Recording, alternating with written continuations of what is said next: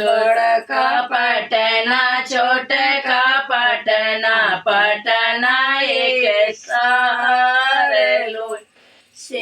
ही पटना बसी गईले दूल्हा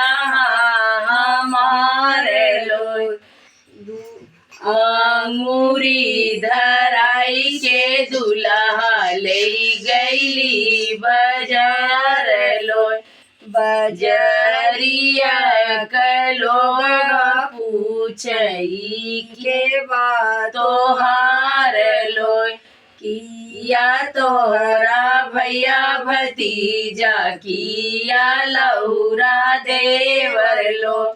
नाही मोरा भैया भतीजा नाही लौरा देवर लो पूर्वुक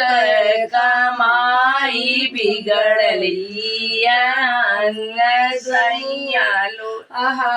हमारे लोय चार पैसा कलाई लेली लिहली गठियाई लोय रहरी के दाड़े दुल्हा दियली बैठाई लोय रहरी में से बिखवा निकरल दूल्हा ले उठाई लोय